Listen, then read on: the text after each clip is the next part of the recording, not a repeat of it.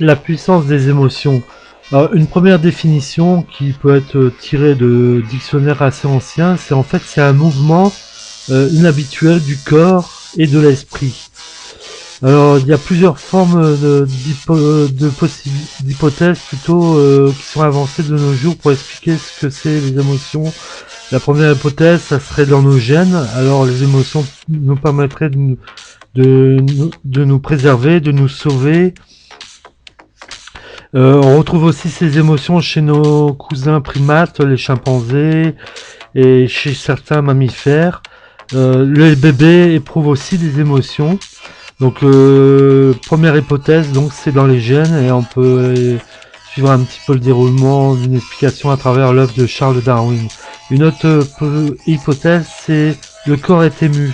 C'est William James au 19e siècle qui avait évoqué que l'émotion, en fait, ça serait comme la sensation. On serait mu parce que notre corps est ému. Donc, hypothèse aussi à retenir. Troisième hypothèse, ce sont les pensées. Donc, la partie cognitive, ce serait les pensées qui influeraient sur les émotions. C'est une partie qui est très en travail actuellement par les psychologues cognitifs. Et une quatrième hypothèse, ça serait les émotions. C'est quelque chose de culturel qui fait donc tout ce qu'il y a autour de nous dans la société qui agirait donc sur les émotions. Donc en récapitulant, on a quatre théories différentes qui sont donc l'évolutionniste, physiologiste, cognitiviste et culturaliste. Il n'y a pas vraiment de meilleure théorie l'une de l'autre. On peut s'inspirer donc pour chaque émotion.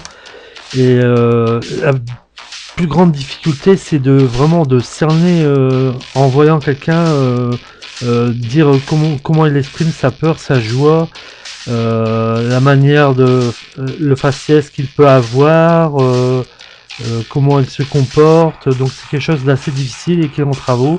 Il faut savoir aussi que les émotions, pour certains, ils sont au nombre de 6.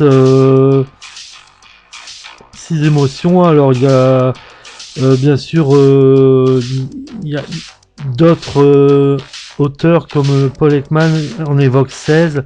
Mais en gros, il y a la colère, la joie et puis une multitude d'émotions que chacun pourra trouver dans un livre ici ou là.